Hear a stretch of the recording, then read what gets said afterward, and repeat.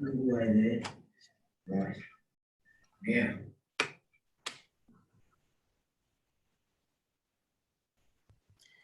Hey, how are you? Hey, Yeah, good. good. Can you see me? I can, yes. Oh, okay. Can't see myself. Oh, you can't? Okay. Hey, Elliot, how you going? Not Thanks, Jeff, mate. Nice background. I should do one too, hey? It's from the last time. Remember, it doesn't reset. It goes to the last one you used. I like it. Yeah. Let me try that. There we go. Is that better? Yeah. Yep. So we all doing funky backgrounds? Yeah, I'm doing my social distancing. I I've been on haven't the move. done anything interesting.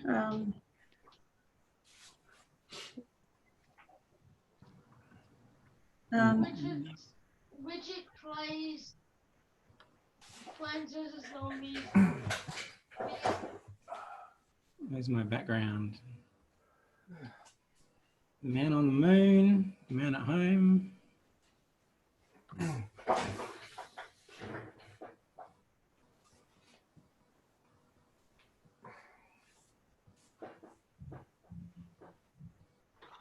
Hello. Hi. Hey, Meredith. Hey, Meredith. Hello. Lovely to meet you all. Lovely to meet you. Oh goodness, what a fantastic set of backgrounds. Except mine. That's okay. I don't have like space dudes hanging around the back of me. I'm just a boring old living room. I'm just going to turn my background off because it's not looking like it's going to work. It doesn't. It looks pretty cool. Yeah, I like Everything's there. the verge. It's actually kind of Or I could just go with, oh gosh, who knows? Yeah, it's not working. I thought I was going to end up with like a robo woman in the background. Yeah, I saw it. Yep. But it every so often it's coming up with that I don't have the requirements All right. on my screen, and then I do, so I'm not sure. Oh gosh. Okay, there we go. I think that's good. Great. Thanks very much for arranging this, Catherine. That's pretty cool. Yep. No, not at all. I was talking to Meredith, and I know that we kind of haven't discussed this next bit, but then we thought, hey, this would be cool if we did this every week. Yeah. Bring it on. So, Dive in, yeah. so ta-da, we're gonna, oh no, my hair's still going all robo sci-fi, so bear with me. I have no idea how to turn that off now. It does look funny. It could catch on. It could catch on. Like, you know, it's kind of like, you know, Yeah. man and machine. That's it. Yeah, Cyber girl. It's a theme. Yeah, I like it. Cyber girl. Keeping up all around the world. So Meredith's been super cool and sent through basically a run sheet of, so I feel like, I don't know, Meredith, did you share that with everyone, or was I the lucky one that got to? I just shared it with you because I didn't know if everybody would want that kind of structure or how you would like to do it. So happy to share it. Well, I just think we'll let you run with it. I mean, look, guys, the way that, from what Meredith shared, it's pretty, it feels like it'll be a really organic and natural conversation if we just let Meredith go with it. And she's got great prompts in there. She's going to lead the conversation and pull each of us in individually and give a little bit of background when she pulls us in around each of our, I guess, our areas of expertise. She's had a nice opportunity to cyber stalk us all as well. It might be a little I bit did see you cyber stalk me, yeah. I thought I saw you out there somewhere. You can't be anonymous on LinkedIn. It's slightly awkward. But yeah, we kind of thought that it might be a bit, you know, considering time constraints and things, that ordinarily if we all spend time introducing each other, we'll end up probably with 10, 15 minutes in introductions. So we thought we'd skip that and do it a little bit differently, if that's okay with you guys, and let Meredith kind of bring us all into the piece. So Yeah. That she'll might introduce feel a little us, bit less basically. contrived as well. Sorry, what was that? So Meredith, Sorry? effectively, you'll introduce us Yeah, so what I might in a gentle way. what I might do is talk you through some of the questions. I just made some of the questions a bit more specific, and I'll let you know based on my hunches and cyber stalking kind of who I might throw the questions to. And if that sounds good, great. And if you're like, no, please send that to someone else, let me know and I can do that in advance. Okay. Were they the questions in the run sheet? So I've adapted them a little bit. So how about I just talk through the questions now? So they're very similar. It won't be any surprise. Okay. All right. We didn't see the run sheet, but that's all right. What are you going to ask us? So first question though, it looks like Ian is not here, or can I just not see him? No, he hasn't RSVP'd yet either. Okay. But I include, just in case there was the last minute tag into the invite.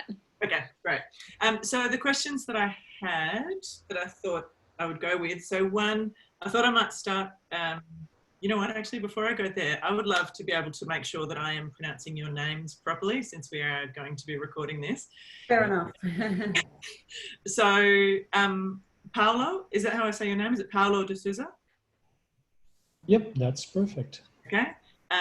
And Mary, how do I say your surname? It's McGeoch. McGeoch, great. That's what I was going with. Good.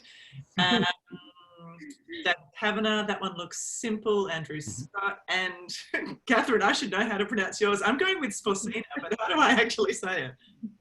You're so close, Sforcina. So where you say the C, it's a ch. Okay. Yeah. Sforcina. Beautiful. Yeah. And sorry, Paolo, can I just say a massive hello and apologies? I have been emailing you and responding, but I think we must be on, I must be going to your spam. So I just wanted to let you know that I haven't been ignoring you. No, I haven't received emails, so. Yeah, could you check your spam for me? Or maybe, because I've received your emails. So that's even more weird that I can't respond to them. I don't have anything in junk, so. Isn't that weird? All right, That's we'll get to strange. the bottom of it later. I'll call you and see what we can do to fix that. Sorry, Yeah. I just thought I should say something because It's there's been a few crucial emails I think that have gone missing. Yeah, thank you. I'm sorry, I haven't received That's them. okay. So what I thought I'd do with the questions, rather than making it that everybody answers every single question, which with the panel can get a bit repetitive and boring, is just kind of target particular people with particular questions. So Paolo, I thought I'd start with you with a question. What is the incident response track of the robotics roadmap hoping to achieve? So starting with you as kind of like a broad kind of question. Elliot, then potentially going to you with why does this work matter for Australia? Mhm. So with both of those questions, just trying to give an opportunity to introduce, the track to people. Yep. And then potentially Andrew, for you to respond to that as well, as why does this work matter for Australia and for Australians? Then to have a section on what are the perspectives that are important to bring to this work. So Mary, your background is in behavioural science. So what does this bring? Ian, who is not here. I was going to ask a question about technical. Meredith, can you get a little closer to your microphone? I can, and I can also, if that's a problem, actually, I'll go and steal my headphones back from my son. They have been co-opted for Fortnite. Okay. Joys of everybody at home all of the time. And mine too has Fortnite happening right now, hence why I'm hiding out in my bedroom, but I'm mindful that you might be able to see pillows behind me, so that will look a little less professional than what I'd Relaxed like. workplace. New ergonomic I innovation. have joked to say that I've never had so many people in my bedroom since I've been working from home. It seems to be the place to do meetings when homeschooling happens. So if before we start, the audio is still dodgy, I'll go with my headphones, so my apologies. Is that any better? Yeah, just a bit closer is good. So Mary, what does that perspective bring? Ian, if he turns up, Yeah, what right. kind of to talk about the technical expertise that would be needed for this roadmap development. Happy to ask that question to somebody else. I would guess probably Andrew or Elliot, maybe. Anyway, Catherine, you've worked across growth industries, tech, and with the UN. What are some of the perspectives and voices that you as co-chairs are hoping to bring into the conversation? Because from my understanding, it sounds like you're wanting to create quite a broad conversation. Yeah. Then to David, potentially. So this one wasn't on the list, but anyway. Okay. Without notice, far away.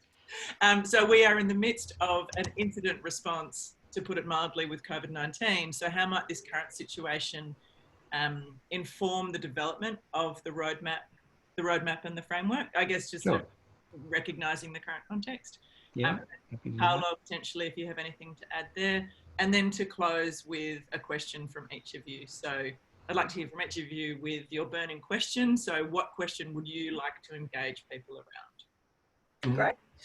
And then I thought I would finish. I'll just check with you guys, knowing what you might want to do. So, and we can always cut this if, depending on what you want to do with this, how well it goes. We'd like to invite you into a regular conversation about this work in the lead up to workshops later in the year. So please get in touch via the details we'll share, and watch this space for how to get involved with your questions, your perspective, and your expertise. I guess just creating a bit of an invitation at the end. If it's dodgy, we cut it. If it's useful, it's there. How does that sound? Any questions, clarity, anything where you think, hang on, no, the question's going to the wrong person before we start? Just one question from me. I'm not sure if you clarified this already, if I didn't hear it, but how long should we take to answer each question? We look at the end time. Yeah, no, so great question. I think responses should ideally be 2 minutes or less. More than 2 minutes gets a bit tricky. I think if it's short, that's fine. I'll keep going. Yeah. But certainly not more than 2 minutes. And also, Meredith and I spoke about it being okay if there's some opposing views or different views from each other's responses. So, you know, if this is an interesting conversation for us to be having, that, and it's and it organically comes about that we've all got, or some of us have different I guess perspectives and therefore different input, then that's okay too. Just let the conversation flow, because it is about bringing those different perspectives to the table in this instance. And then from here, you know, there's that ability to continue to engage even the people that have already put up their hand to be in the workshop in a bit of a regular touch base in the weeks leading up to the workshop, so we can start getting people to really think deeply, which might enable us to have, you know, a really solid foundation to begin doing the first workshop from, and perhaps potentially even have greater outcomes than what we could have hoped for otherwise as well. So yeah, so we've got the ability to kind of set the scene for that, or this could be a standalone thing that we do, depending on how you guys feel about that too. Okay. Yeah, that's it. Sorry. Sounds good. And I'm always happy for you to ask follow-up questions as well. Yeah, that's what I figure. If, you know, it's kind of interesting, so I'll, you know, chances are I'll ask questions that I haven't said, because that's how conversations work. We will make something new as we go. Terrific. It's kind of I guess my hope is that in some ways this will feel like a window into a fascinating group of people talking about an interesting thing, which might be something that becomes useful for you guys as a way to attract others into it. Okay, 2 super quick things before we start. So I have used your sort of descriptions from LinkedIn. So Elliot, a robotics research consultant at Data61, part of CSIRO. Yes? Oh, sorry. Was that? I did miss that. Sorry. That's fine. So I was just going to introduce you as a robotics research consultant at Yeah, sure. That's fine. Yep. CSIRO. Yep. Mary, an asset management executive with a focus on behavioural science and commercial robotics. Yeah, and I'm happy to say at Lendlease, I just recently joined Lendlease. I'm happy to add to that I'm in asset management at Lendlease. Yeah, great. Thank you. Paolo, the Head of School of Information and Communication Technology at Griffith University. Andrew, Executive Chairman at Queensland Robotics. David, Managing Director at Integrated Energy. Ian, who is not here, so I will skip him. And Catherine, I went with advisor on the UNFCCC Resilience Frontiers and a technology and growth executive. You're a little hard to pin down in terms of how to describe you. What would you That's pretty No, good. that's great. That's probably more succinct than I could come up with. that? Thank Okay, and just a quick tech question, Catherine. Do we need to mute when we're not the one talking? It's probably a good idea just in case we get some random background noise. Okay, great. Heavy breathers. I find that in meetings. I'm not saying this particular meeting, but I'm finding it in work meetings at the moment, and it just distracts. Absolutely. That's brilliant. And the other thing too with that is that if you do come off mute and you're not the one that a question has been directed to, I think that's a pretty good indication that you've got something to say too that will kind of flag Meredith as well to, you know, involve you in that conversation. And the way that we've got the recording set up is that the voice recognition will kick in. So the only screen, it won't show the panel of us on the side. That's our view, but the only screen that it will show is the person who's talking at that time. Do you get a bit of the panel view at the beginning or the end? Not from what I've been able to grab so far on the recording side of things. I'm still trying to figure out a few of those things, unless we go to full gallery view. And then I think, so I've got everyone in gallery view right now. So we may be able to start in gallery view, and then Meredith, from there, if you want to kick things off, we can go, when you start going into that introduction, I can swap that to speaker view, and it will just basically be like it's zoomed into you, and then it can flow on from there. How does that feel for everyone? And if we have people who engage with each other's questions, I might toggle into the gallery view again. So maybe we just all be mindful that you may be on camera even if you don't think you are, just to keep you from answering a phone call in the middle of your own panel. I think it gives a bit of warmth and comfort when people see that they're getting advice from all of us, not just one of us at a time, if you know what I mean. Yeah, no, that's a really good point, David. And you know, I'm all for looking like the Brady Bunch, so. Can I be Marsha? No.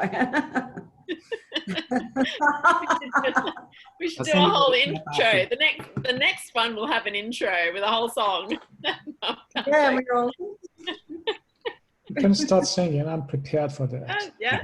We could go for a whole Men in Black theme, and the next one, you know, we've got sci-fi backgrounds and sunglasses. Cool. So I'm going to let you take the show over, Meredith. We are recording. I'm going to cut all of this out. So maybe if we have 5 seconds of silence before Meredith starts, and then we've got a good break point.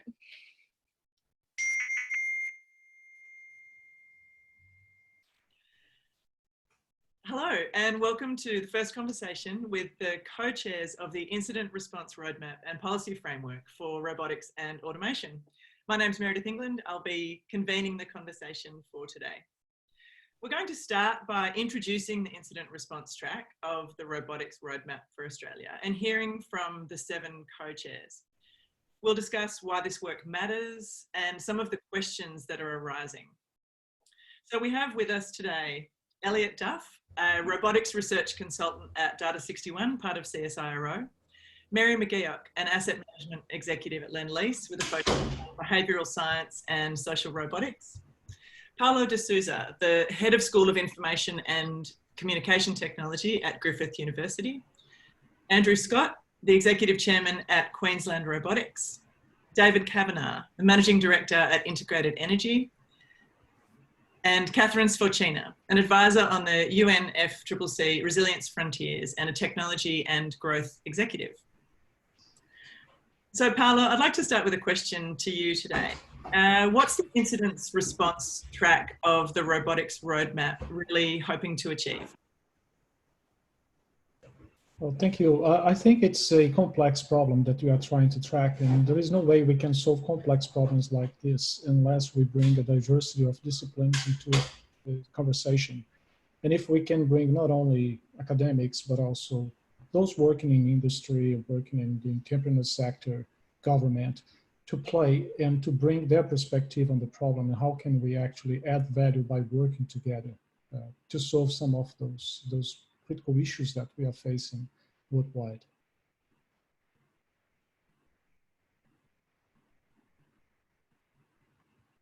Elliot, a question for you. Why does this work matter for Australia right now?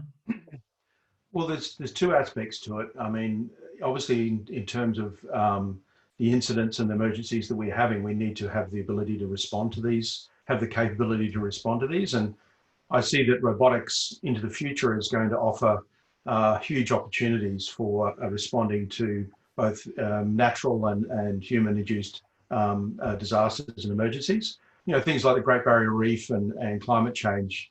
I think robotics has a huge role to play in looking at, say, species diversity and all these sort of areas.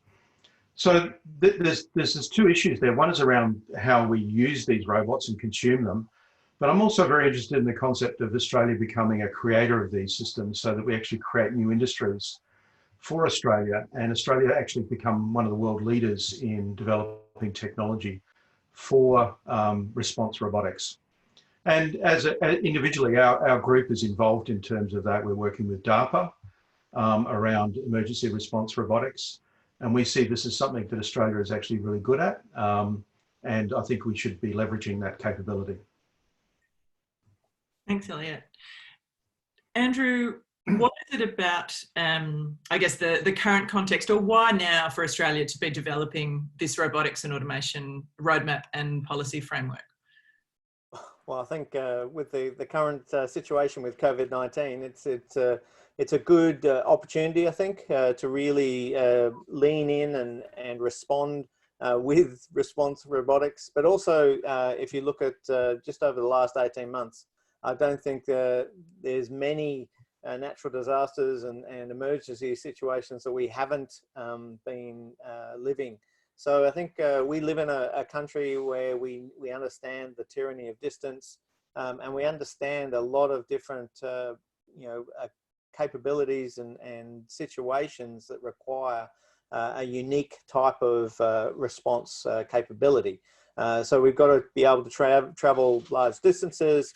We've got to be able to mobilize very quickly. We've got to interact with a fairly limited workforce or community. And so that lends ourselves the opportunities to be able to support different scenarios globally. So one, picking up on a conversation that we had last time with Elliot, we can really be that Thunderbird's Island where we can be launching off and providing assistance to communities around the world.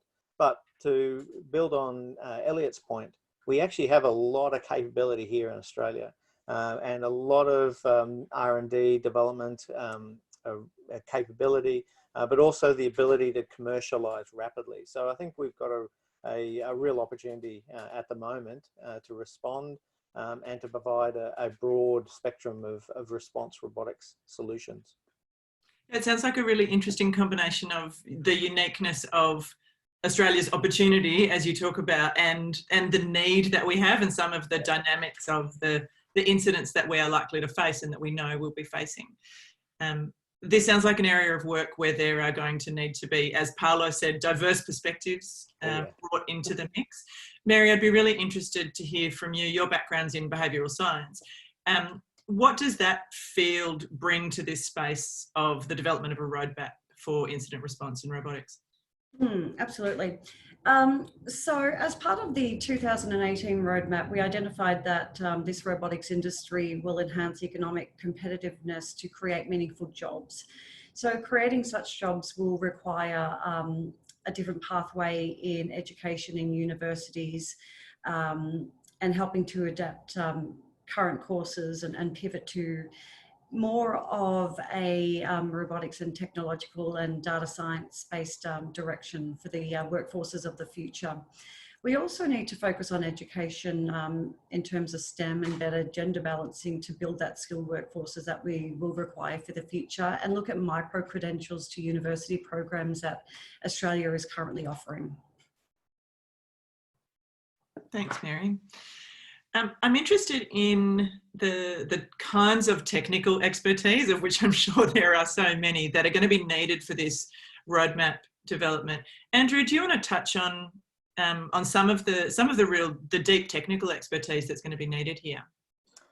Yes, well, so there is, and I love the focus on diversity, because that's what's really needed in these types of situations. Because one of the aspects is, it's one thing to create a technical solution, but for that technical solution to be used by a firefighter, by someone in a remote community somewhere around the world, takes a different type of, I guess, interface, method of operation, and so forth. So what that means is that, yes, we do need still the AI and the mechatronics capability, but we also need the user experience and the user design and the thought around how do we actually going to use these solutions in these diverse types of environments, and potentially have minimal to no manual required. So it needs to be literally used out of the box instantly, quickly, and be effective as quickly as possible. So that's why behavioral scientists and people who understand how people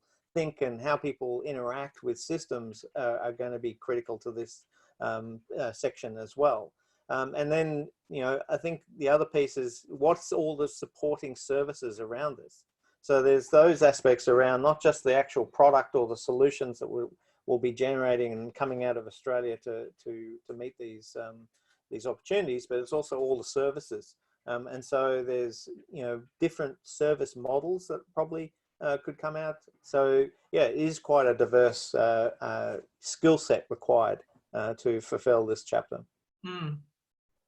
So, Catherine, I know that you've worked across a number of growth industries with technology, with the UN, and there's diversity seems to be the theme of the day. I know that that as co-chairs, you're wanting to bring in a multitude of perspectives into this. What are some of the other perspectives and the other aspects of expertise that you're hoping to bring into the work? Yeah, good question, Meredith. And I guess to build on what Andrew and Elliot and I guess everyone else on the call has already said, it is about enabling us to utilise this as a platform for local action or local agency to create global impact. And so if we really are looking at this from that perspective, then we have to look at all the different sectors of stakeholders and all the different industries and verticals that those stakeholders could be in. So we're really trying to bring to the table a really rich petri dish, I suppose, of private sector, government departments, member states, non-profits, non-government organisations, as well as citizen science and research and development organisations, so that not only within one industry but across all industries we're cross-cutting to have a level of diffusion of understanding on a scale that we possibly haven't seen before. We'd love for this to be that platform. And particularly because the incident response track is something that is at the forefront on everyone's agenda, whether they're in no matter what sector of of stakeholder groups they sit in. It provides that really rich opportunity for there to be a lot of motivation and passion to work together and collaborate.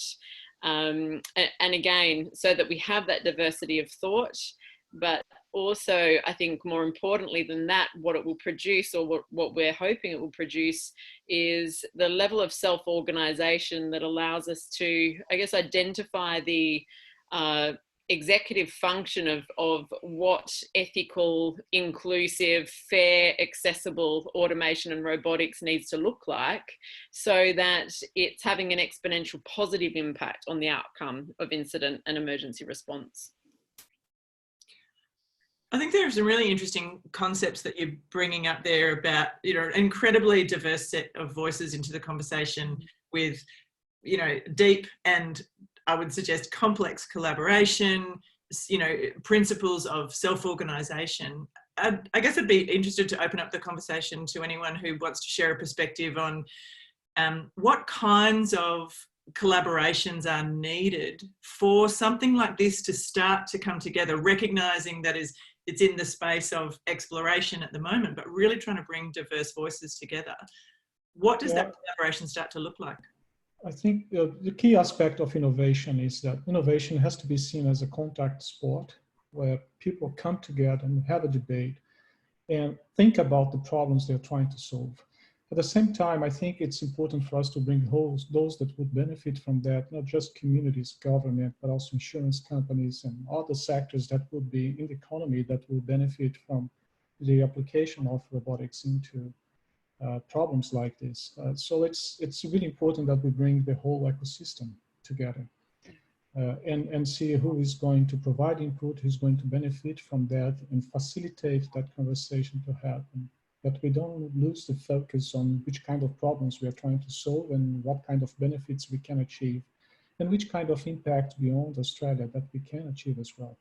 The fact that Australia, it's of course is a continental country in many ways, it's a huge country, but we do have a small population. And for us to make things happen is relatively easy compared to many other places across Europe or the United States. And that interconnection that we can build quickly, it's something that we can exercise how that would work across government, across communities, across different sectors in industry. And this is really the key aspect. I think, you know, events like this or processes like this that we are creating would enable us to think on complex problems even beyond of what we are trying to achieve right now. Yeah, just picking up on Paulo's point there, in today's challenges for incident response, to be able to be socially connected but physically distant is so important for a successful outcome. So the types of rich collaboration that help people feel connected in their community, in our work with local and state government, is been a great contributor to the success we've been seeing. At the same time, we can take that up to structured collaboration for decision making up and down the line of incident response up to executive levels. And I think there's tremendous value in international collaboration as well, as we start to learn very quickly from the numbers and the responses and the modelling what is being effective, to be able to collaborate, you know, quicker than ever before and more richly than ever before, I think can make a tremendous difference to near and long-term outcomes. I'd like to comment is that the problem with response robotics is it's quite a difficult area to work out who your customer is. If you look at manufacturing and mining and defense, it's very easy to understand why you would build a robot. You've got a customer who wants something to happen. It's a little bit more complicated in, say, ag and services, where it can be a little bit difficult to understand who is going to be paying for the robot. But in emergency response and disaster response, it's nearly impossible to work out who your real customer is. And so that's why we need the diversity, because effectively it's everyone, right? And everybody is a stakeholder here. And for that, we have to have that broader diversity of stakeholder engagement to understand what are the requirements for emergency response. Sounds incredibly important. Yeah, and I would even extend upon that and say that what makes it even more complex is the fact that we don't know when a crisis is going to occur. We don't have the crystal ball. Sometimes we're given some warning signs and other times not. And therefore, we also don't know what state or stage these frontier technologies are going to be in when crisis hits. So we're almost creating a roadmap for a future technology that doesn't even exist today. And that makes it even more important and emphasizes that need for diversity and inclusion across so many different sectors and industries as well. There's also another issue, and that is that the requirements for response robotics is a little bit different to other domains. So yes, it would be ideal for these robots to survive forever and to be reused, But in an emergency, we can actually have the concept of disposable robotics, where basically something is very more agile and adaptable, but it doesn't have to survive for years and years, such as a manufacturing or a mining robot that has to be repairable and all this. These, in a sense, could be, the design criteria is a little bit different. And it's quite an interesting design space. It sounds like it is, and it brings like space development or space technology development. It's one that can be brought on board, because once you develop things for space exploration, they need to survive to that hostile environment. And they need to accomplish the mission they were designed and built for. So it really brings back, I like the point from Elliot, that brings back to design and rethinking design. And that brings also back to Mary's comment on micro-credentials and development of the new workforce, that will be able to understand what it takes for you to design those solutions and those robots as well. Yeah, I think industry, universities, laboratories, research, I'd like to see HR with more of a place at the table in the future as well. So I think that, to me, that's something that we probably haven't reached before on a global and even national level in Australia, is that forward planning from a workforce's perspective that is all-encompassing and nationwide, and takes into account some of this research. And if 2020 has taught us anything, it's that this is unprecedented, it's unpredictable, it's becoming more and more so. And one of the most important elements of this research is reducing the risk of workers being placed in hazardous situations in the future. Yeah, I think Mary makes a good point too. So effectively, we have to imagine a new operating model for our futures and choose the one we want, and design the technology to meet that need at the same time as we're designing the roles and creating the new skills and the new jobs that will thrive in that new environment. And I think that's key, that we're designing both at the same time. I heard something really interesting from Paolo before in the space of complex collaboration, that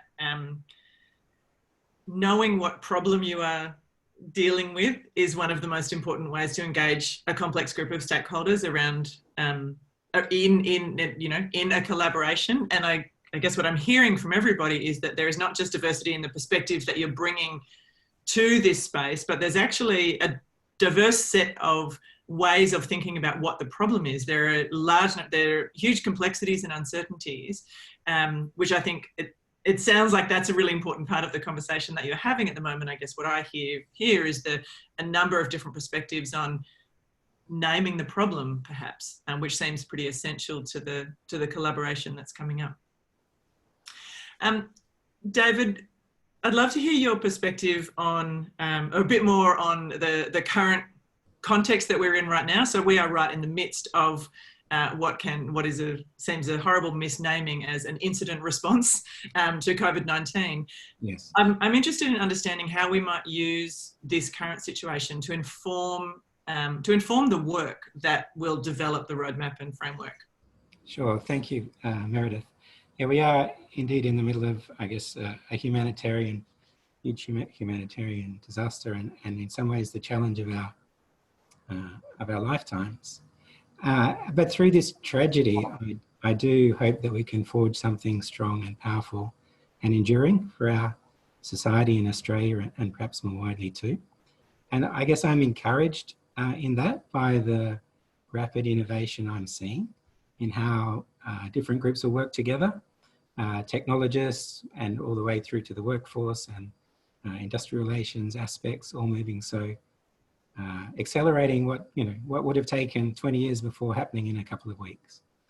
And for me, that gives great hope. So we've worked for 20 years in 20 countries, how helping our clients save lives and create livelihoods at the same time.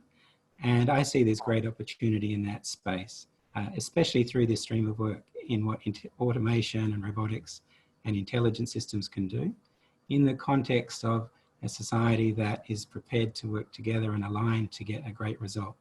And we do have very good results coming out of Australia as an example.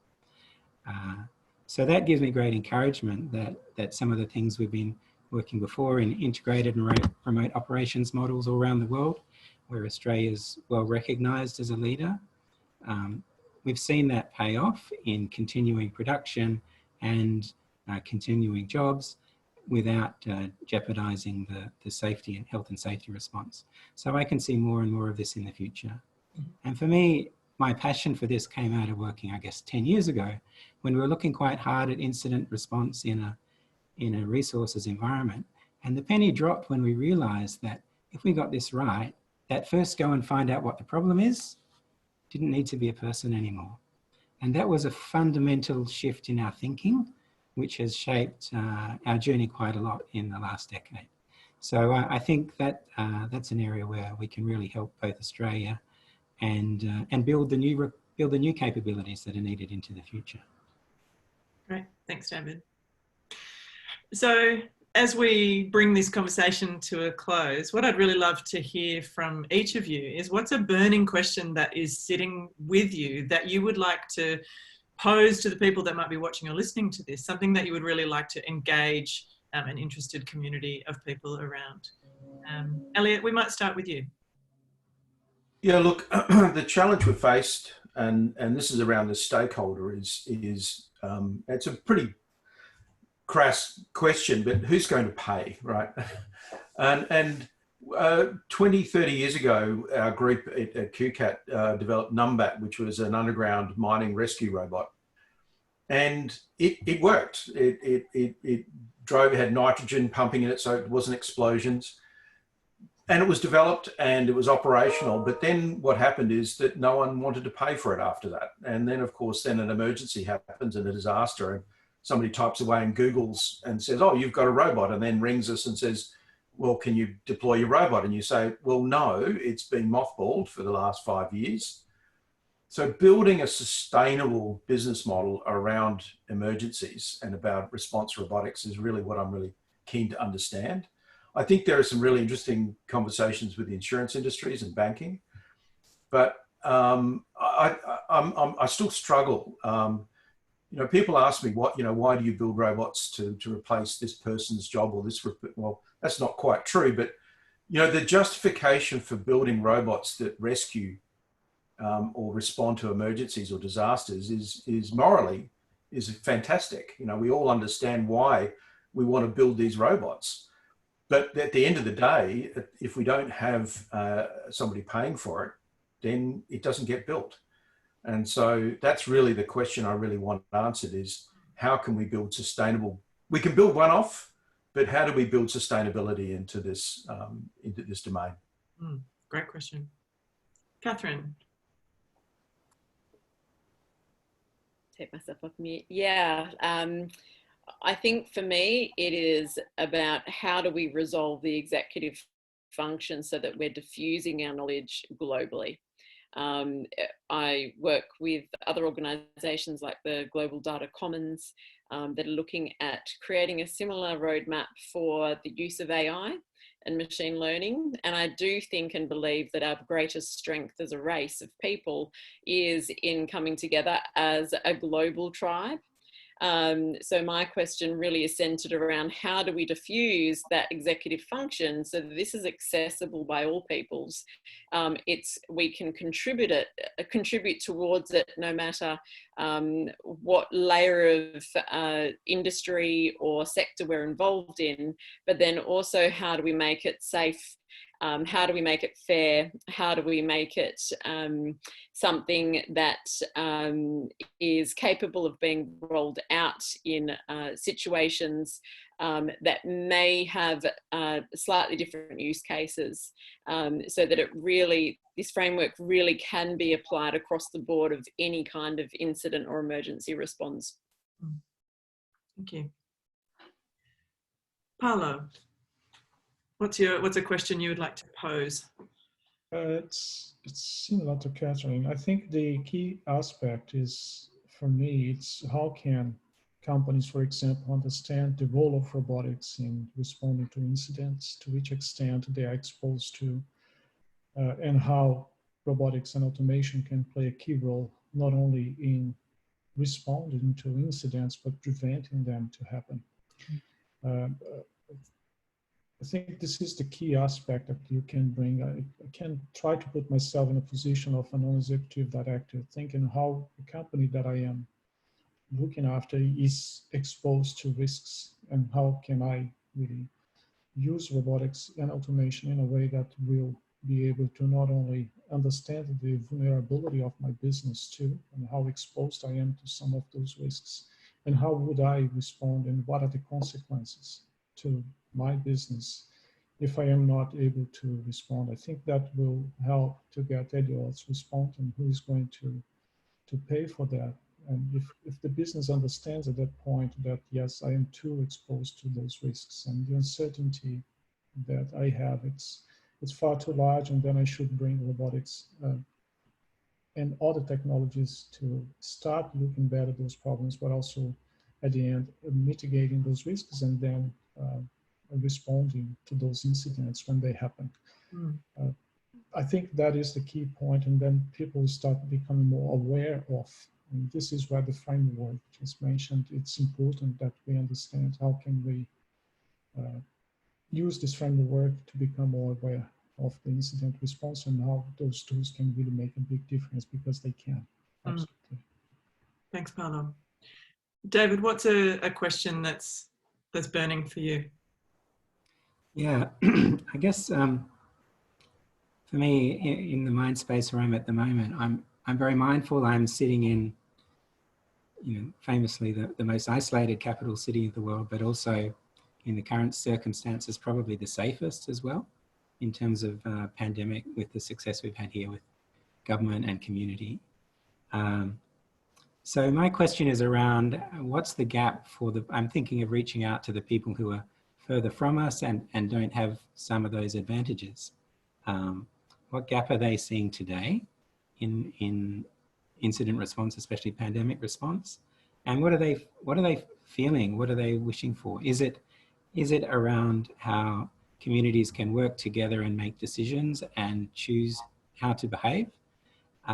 Or is it around the application of technology that we have today? Or what are the new things that they wish they had in the models of how communities and nations can work together, and that the technology could provide for them?